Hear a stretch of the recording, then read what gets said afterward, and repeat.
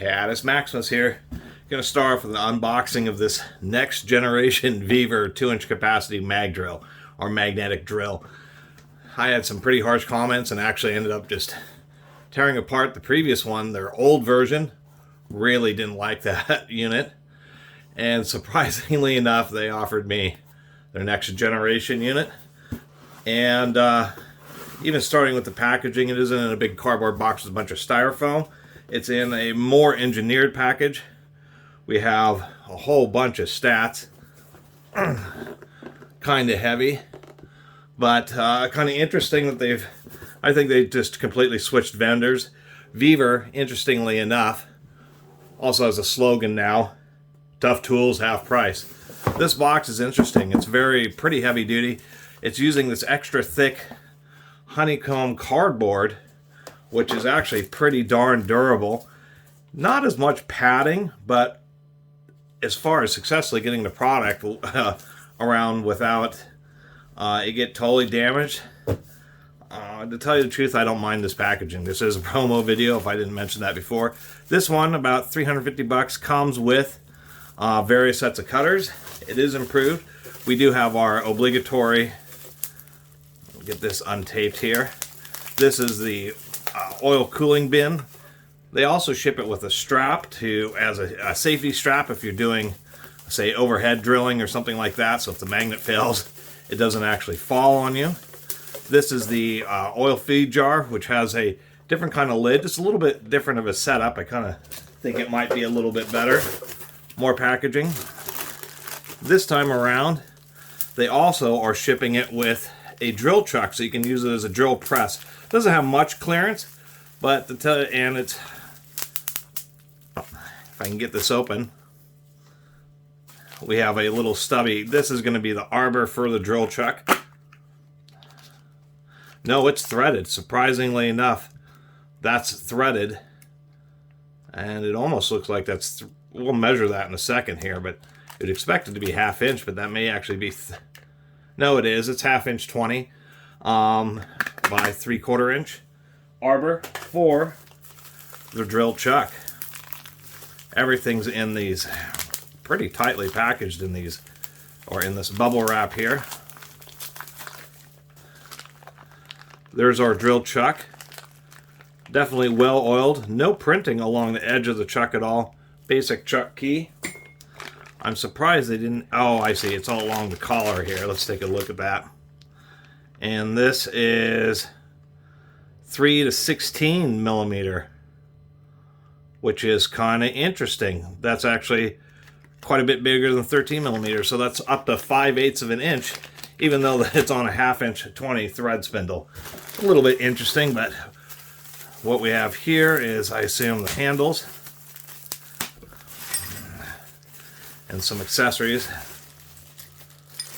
Yep, we have 3 handles, a couple of Allen wrenches, I guess, to make some adjustments with, and one of the guide pins, which is kind of interesting that they just have the guide pin. This is a centering pin for the annular cutters. And we have the drill motor itself. Now, I had assumed it only came with 4 bits. Actually, no, it did come with 6 bits. We have our instruction manual. This box really isn't that bad. They actually have a wooden insert in the bottom of it. It'll be like a nice little trash can there. And we have the unit itself. They were advertising this as a 1400 watt unit. Not physically, it's not quite as big or as heavy. It's certainly a lot more compact. It is variable speed. One of the other upgrades, surprisingly enough, is a forward and reverse. Something you don't see super often on mag drills. Kind of like this toggle switch here. That's an upgrade. Here's our magnet switch, which actually has a little bellows around it to prevent debris from getting in there. I don't mind that either. For next generation, there's quite a few upgrades. One, we have like this block here, so I guess that's an adjustable guide block, or the locking block, which goes onto the sliding guide, which is this piece here. We have 3 tension or precision adjustments there. Another upgrade we can see is that it has a quick release type. No more Allen wrench there, which I think is kind of interesting. Also, a convenient position where the strap passes right through the unit. It's kind of interesting. We also even have some graduations laser etched, so it's obvious that this is, I don't think this is even the same manufacturers. This is obviously a totally different manufacturer. And it's surprising a lot more compact than the old unit. But boasting about the same amount of power. 800 RPM is the max RPM, but since it's variable speed. And it's rated for tapping up to 14 millimeters, which is kind of interesting. I guess that's the purpose of having the reverse functionality. Anyway, let me get this set up a little bit here. I wanted to interject this real fast because I keep on saying quick change. Doing some research, there's a Japanese industrial tool company. They make a lot of very expensive, very high-end true production and industrial tools for oil fields and shipbuilding. And so this is known as the Nitto Koki, Nitto, Nitto-Kohki system. So these cutters, you get Nitto Koki 3/4 inch. They're known as one-touch systems. So what this Chinese company has done is copied the Nitto Koki Japanese one-touch system. So that's how you get replacement cutters, is you get the Nitto Koki cutters, and they have a huge variety of cutters. They're sold on Amazon. They're super expensive. A cutter like this from Nitto Koki is going to run you $75 to $100. So my biggest complaint with the old one was just how true everything was, from the spindle, how the bits wobbled, all that kind of stuff. It's obvious that this is probably a totally different manufacturer, because just everything is vastly improved on this new unit. I have the drill chuck in here, as you can see, and you know, if we look, what we have here is we have the interface of the quick release, we have the interface with the arbor threads in the chuck, a low quality Chinese chuck, and the drill bit. So if we're going to have wobble, it's really going to be noticeable. And this is what surprised me, is if you look,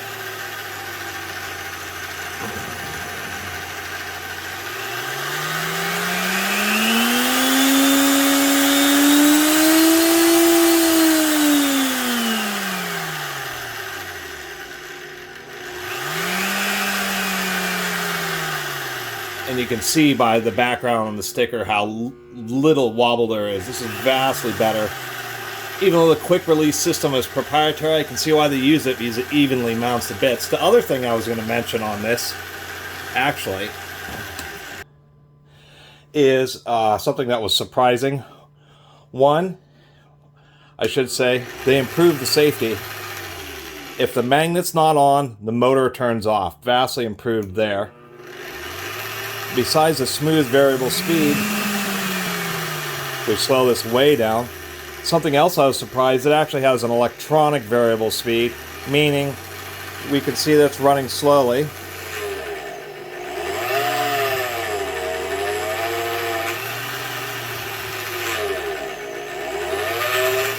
You can hear it ramp up if we do a little bit more power.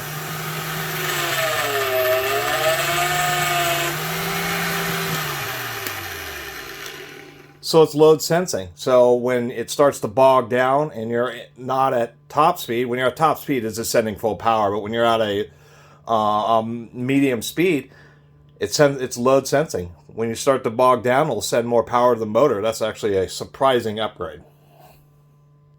The arbor on this for the drill chuck is just a touch. It's literally, I measured it with a micrometer. It's about a 1.5 thousandths over 3/4 of an inch. And it actually fits just a little bit tight, where the actual annular cutters are perfect. I did want to mention, oddly enough, they're all metric annular cutters that this unit comes with, even though it's being sold in North America and you'd almost always use fractional. I find that a little bit interesting, and yeah, it's a bit of a hassle to use these cutters, because the cutters themselves have a flat. Here we go. The cutters themselves have a flat, so you can, and they do use a standard 3/4 inch shank, so you can use the cutters in older style units, But you have to have ones that have like these 3 cutouts to use in the quick release system. With the quick release system, you know, you have to remember to wear gloves or have a rag because these cutters are razor sharp and you'll just cut yourself up. But man, they do work well. You just put it in there and bam, it just locks in, sits in there totally flat.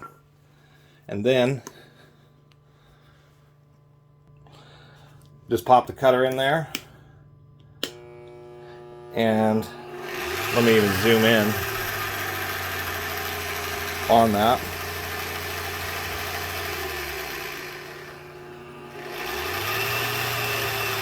Barely any wobble at all, just so much better than the old unit.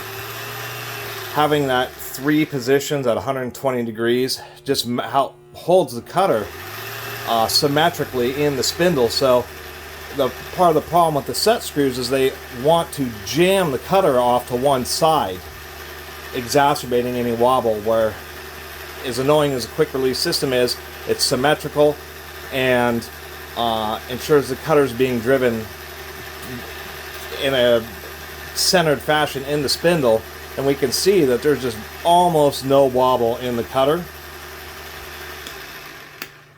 One thing I did want to mention, as I've already chipped this cutter, is the cutters are machined really well, and because there's a valve in there, a spring that's pushed up when you put the cutter in there, so the through oil can go through. It's what prevents the oil from running out of the spindle when you remove the cutter. Is the spring will eject the cutter, and I've actually already chipped this one just a little bit because I forgot about that. Turned this and it just shot the cutter down on the material.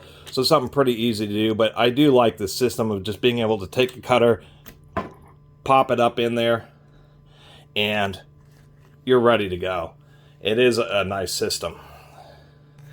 Something else I wanted to point out is I couldn't figure out why it had this clamp in the double V. It's so that you can have a more compact unit and have a heck of a lot more range. There's actually a stop right here, and there's a stop up here. So what you have is you have your normal adjustment, like so, but if you're using this as a drill press, obviously the drill chuck uses up a whole lot more space. So how they compensate for that is it's actually a double slide. One is just the normal geared rack, but the second one is being able to loosen this, and then you can lift the motor way up higher up on this V-groove to give yourself more room under the spindle if you're using it as a normal drill press. And if you're using it for just normal annular cutters, then you can loosen that up and drop it down. And I think that's actually a pretty innovative design, that the head can be moved up and down to give yourself more clearance independently of the geared rack. Essentially a double movement system. Do one little test hole here. Mag drills are designed to be stuck to a big piece of steel, and then they're drilling a hole through the same thick piece of steel. You need at least, really it's 3/4 of an inch maximum. Thinner steel than that, and there's not enough cross section for the magnet to achieve full power. It's stuck to a very thick, almost 2-inch thick piece of steel here.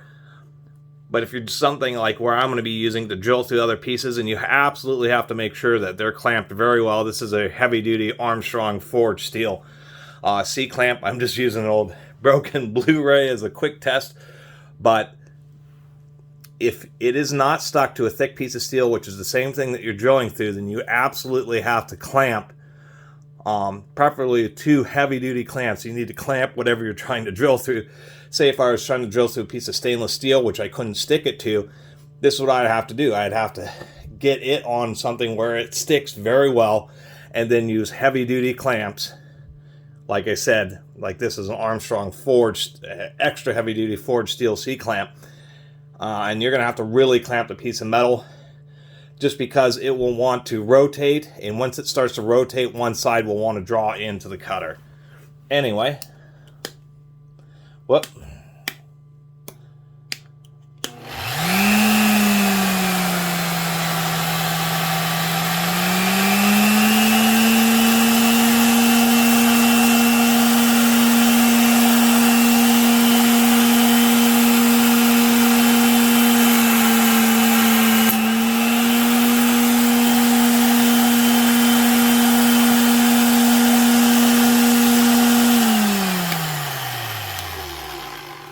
Blu-rays are actually surprisingly brittle plastic.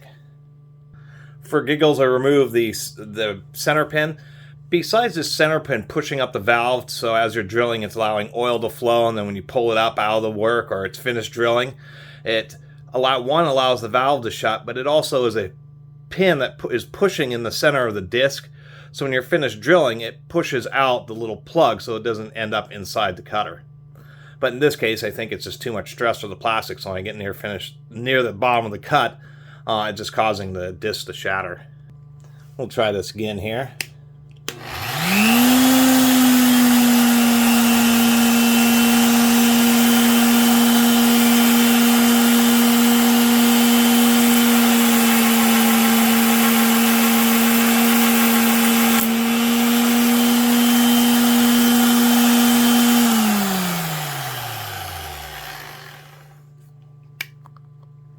Still shattered.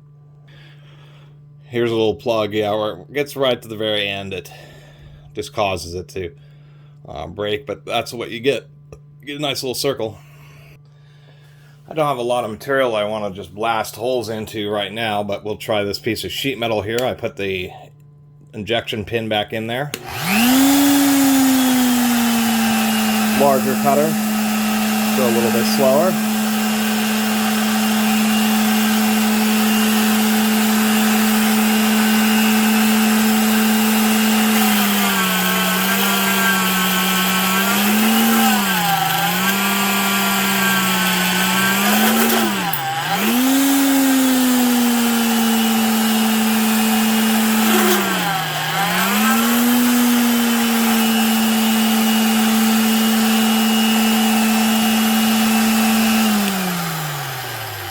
We'll do one more. All right, here we go.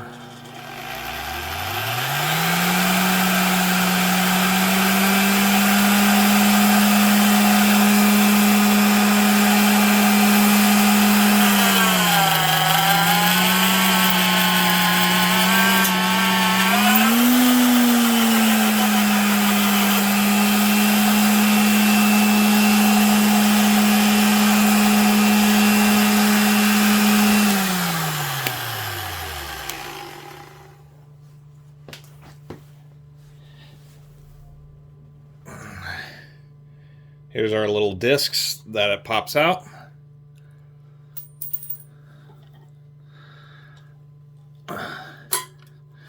And you can hear the load compensation is working. Bogs down and it speeds up a little bit again. You do get some long wiry trips. Obviously when you're drilling through thicker steel, these chips kind of wind up in a bird's nest around the bits and can cause issues, but it does make pretty clean holes. The whole idea is that you get very round, very precise holes. It's like a milling cutter, really. And that's one of the nice things about these mag drills. Does do pretty well. I do like that load compensation. That's a big deal. And so that way you can run it at a low speed and have it stay at a low speed so you can be more appropriate. That's a big deal. People burn up a lot of cutters because they're just running them too fast in fixed speed machines. And so that's actually a distinct advantage of this machine is that variable speed. And the cutters work out just great.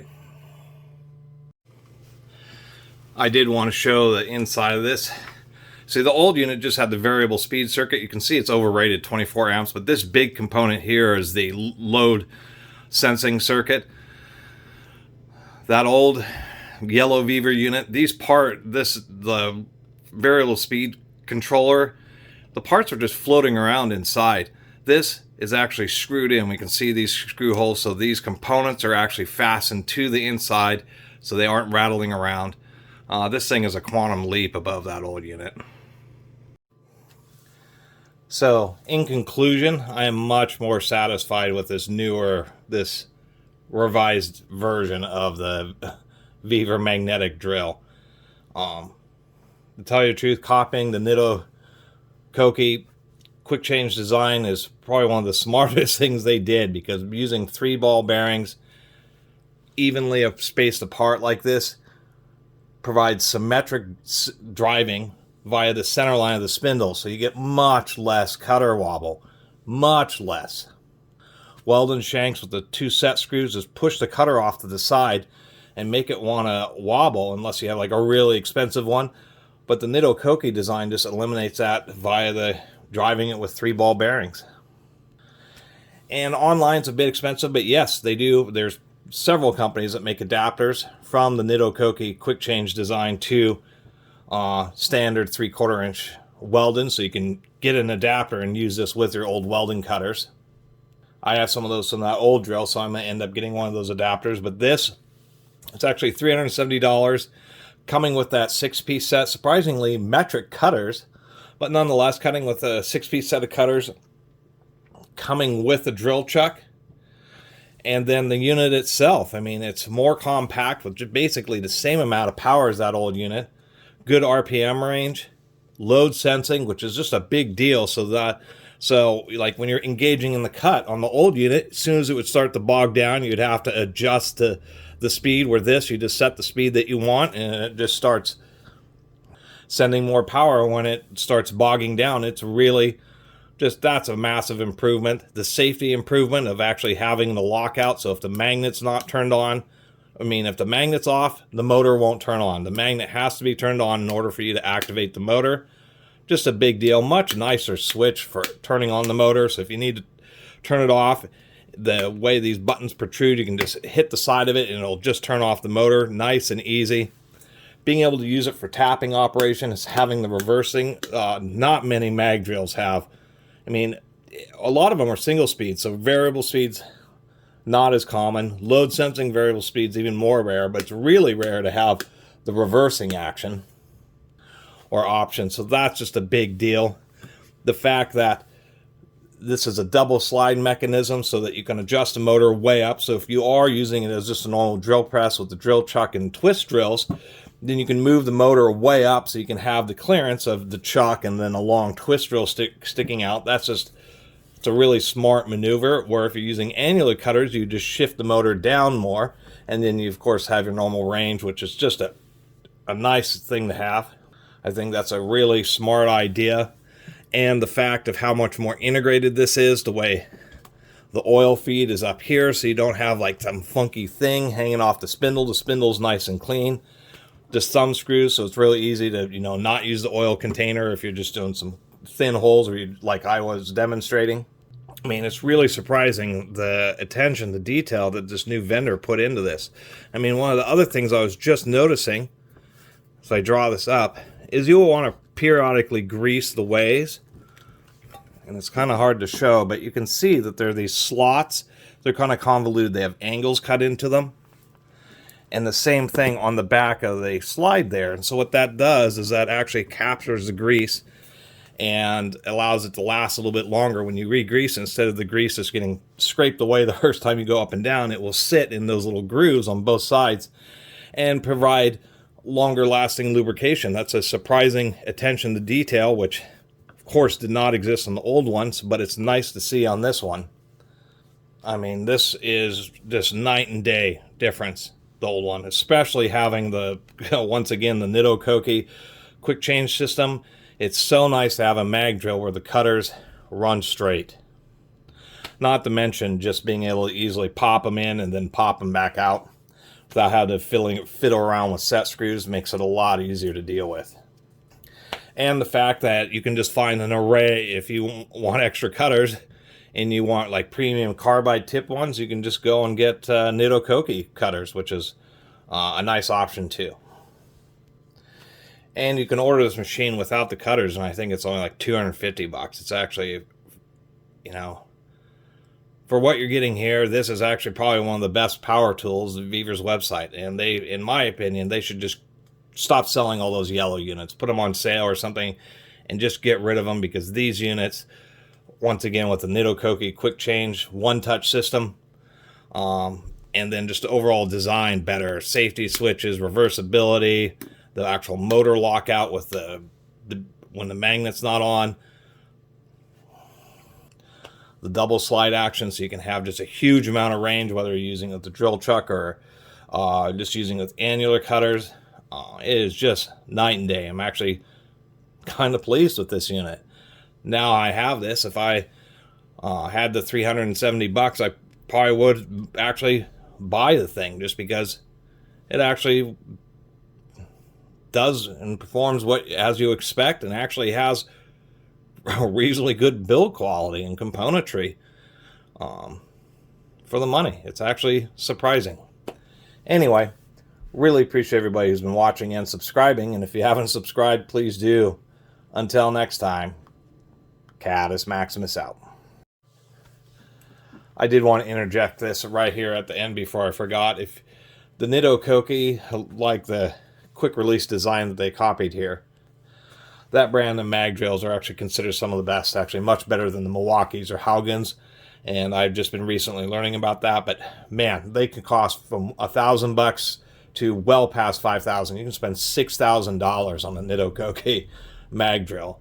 So they are super expensive. So you're getting this for just a fraction of the cost. Apparently they only have 2 units that have this quick release mechanism, and super recommended. I have to repeat it again. The concentric triple ball bearing, it isn't about so much just being able to pop a bit in and out of it. It's the fact that it's driven concentrically. It's so much better than the set screws on the Weldon shanks. And the last thing, which I noticed in the comment, is this is just an E-clip, and then they have a couple of nylon washers for a pretty smooth operation of the handle. But since it's just an E-clip, you can actually pop the E-clip off and pull the gear out and swap the handle to this side. Obviously, it wouldn't work because the oil tank can only go on this side here. But if you're in certain situations, you actually pop the handle off, pop that E-clip, and reverse the handle to the other side of the unit, which is actually kind of a neat feature. So just wanted to add those 2 points there.